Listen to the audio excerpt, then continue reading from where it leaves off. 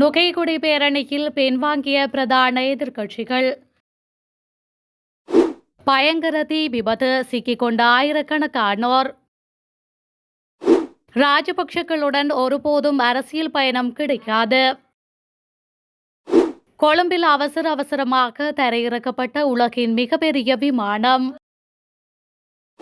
மின்கட்டண குறைப்பு தொடர்பில் அரசாங்கம் வெளியிட்ட தகவல். நுகேகொட பேரணி, உயர்தர பரீட்சைக்கு பாதிப்பு, காவல்துறையின் அதிரடி எச்சரிக்கை. சிக்கிய போதைப்பொருள் கப்பல், சஜித் அணியின் முன்னாள் உறுப்பினர் அதிரடி கைது.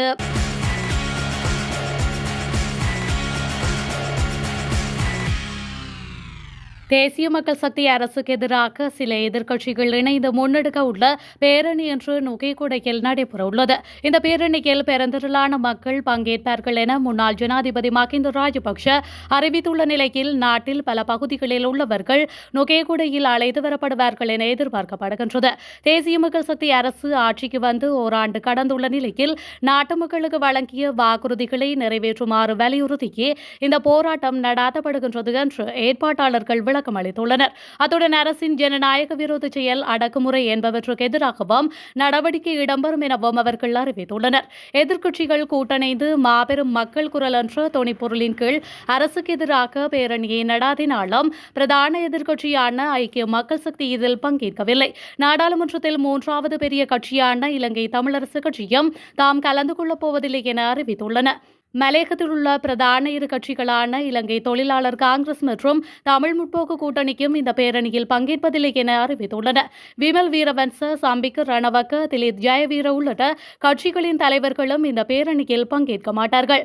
ஸ்ரீலங்கா பொதுஜன பெரமுன, ஐக்கிய தேசிய கட்சி, ஸ்ரீலங்கா சுதந்திர கட்சி, பிபுத்துருகெல உரிமைய உள்ளிட்ட கட்சிகளும் அவற்றுக்கு சார்பான அமைப்புகள் மற்றும் தொழிற்சங்கங்கள் மாத்திரமே இதில் பங்கேற்க உள்ளமை குறிப்பிடத்தக்கது. மின்சார கட்டணங்களை 1/3 பங்கால் குறைக்க திட்டங்கள் வகுக்கப்படுவதாக அரசாங்க தரப்பு தெரிவித்துள்ளது. துறைமுகங்கள் மற்றும் விமான போக்குவரத்து அமைச்சர் அனுர கருணா திலக நேற்று நாடாளுமன்றில் இதனை கூறியுள்ளார். மின்சார கட்டணங்களை 1/3 பங்கு குறைக்க வேண்டும் என்ற தனது நிலைப்பாட்டை அரசாங்கம் மாற்றவில்லை எனவும் அவர் சுட்டிக்காட்டியுள்ளார். எரிசக்தி அமைச்சின் செலவின தலைப்பு மீதான வரவு செலவு திட்ட குழு நிலை விவாதத்தின் போது அமைச்சர் இவ்வாறு தெரிவித்துள்ளார். உலகின் மிகப்பெரிய பயணிகள் விமானங்களில் ஒன்றான எமிரேட்ஸ் நிறுவனத்திற்கு சொந்தமான A380 பண்டாரநாயக்க சர்வதேச விமான நிலையத்தில் அவசரமாக தரையிறக்கப்பட்டுள்ளது. பயணியொருவருக்கு திடீரென உடல்நிலை சரியில்லாமல் போனதை அடுத்து இவ்வாறு விமானம் தரையிறக்கப்பட்டதாக தெரிவிக்கப்படுகின்றது.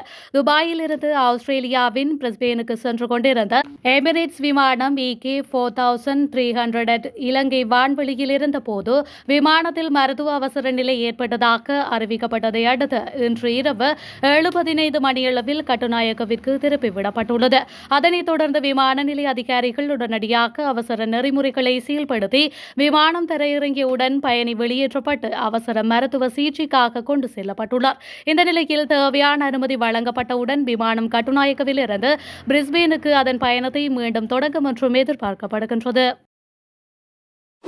நீர்கொழும்பு கொச்சிக்கடை போலீஸ் பிரிவிற்குட்பட்ட சிலாபம் வீதியில் ரிவால்வர் ரக துப்பாக்கி மற்றும் போதைப் பொருட்களுடன் குடும்பஸ்தர் ஒருவர் கைது செய்யப்பட்டுள்ளார். போலீஸ் விசேட அதிரடிப்படையின் ஜெயவர்த்தனபுர முகாமை சேர்ந்த அதிகாரிகள் குழுவினருக்கு கிடைத்த ரகசிய தகவல்களுக்கு அமைக்க இந்த கைது நடவடிக்கை இடம்பெற்றுள்ளது. சந்தக நபரிடமிருந்து வெளிநாட்டில் தயாரிக்கப்பட்ட ரிவால்வர் ரக துப்பாக்கி 7 கிலோகிராம் 974 கிராம் கேஷிஸ் போதைப்பொருள் மற்றும் 1 கிலோகிராம் 580 கிராம் கஞ்சா போதைப்பொருள் என்பன கைப்பற்றப்பட்டுள்ளன. மேலும் சந்தக நபர் கொச்சிக்கடை போலீஸ் நிலையத்தில் ஒப்படைக்கப்பட்டுள்ளார். சந்தக நபர் கொச்சிக்கடை பகுதியைச் சேர்ந்த 50 வயதுடைய குடும்பஸ்தர் என விசாரணைகளில் தெரியவந்துள்ளது. இது தொடர்பில் கொச்சிக்கடை போலீசார் மேலதிக விசாரணைகளை மேற்கொண்டு வருகின்றமையும் குறிப்பிடத்தக்கது.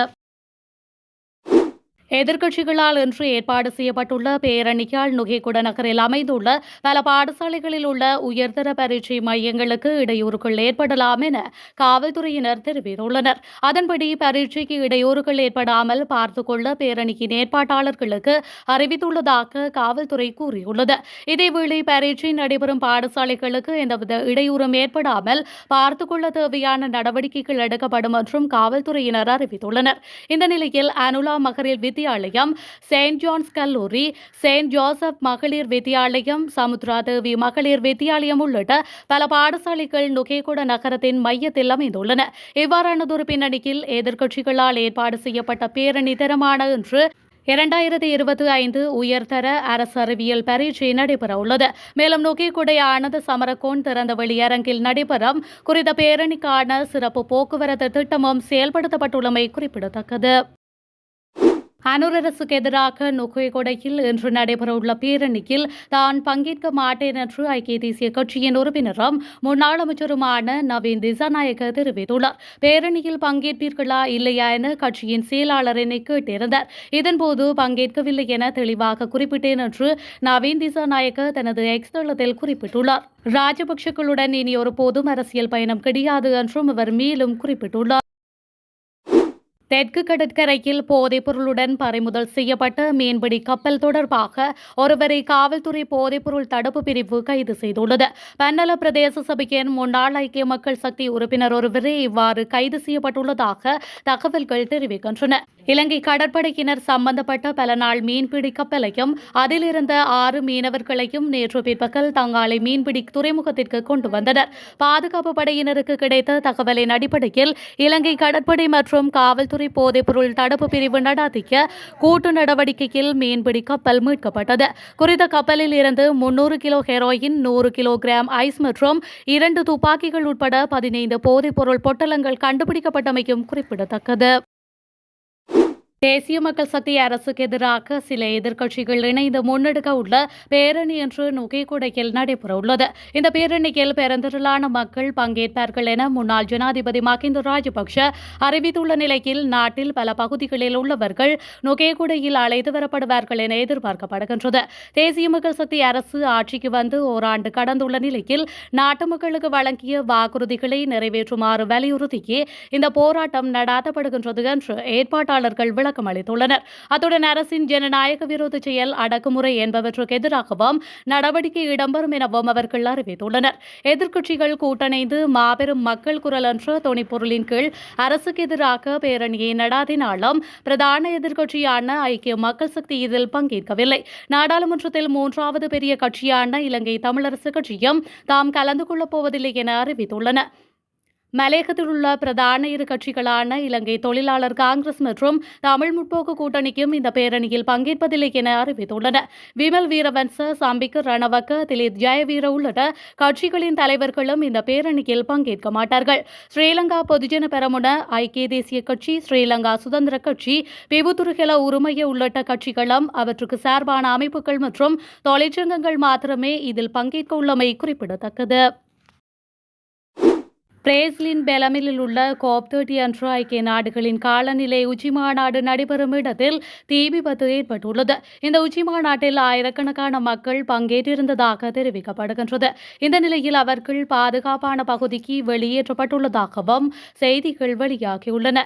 அதேவேளை குறித்த இடத்தில் இந்தியாவின் மத்திய சுற்றுச்சூழல் அமைச்சர் பூபேந்தர் ஜாதவ் உட்பட இந்திய குழுவில் சுமார் 20 பேர் இருந்ததாக தெரிவிக்கப்படுகின்றது. மேலும் தீ தற்பொழுது கட்டுக்குள் கொண்டுவரப்பட்டுள்ளதாக யாருக்கும் காயம் ஏற்படவில்லை என்றும் பிரேசில் அரசு தெரிவித்துள்ளது. தீ விபத்துக்கான காரணம் இதுவரை வெளிவிடப்படவில்லை. எனினும் மின்கசிவு காரணமாக இருக்கலாம் என சந்தேகம் தெரிவிக்கப்படுகின்றது.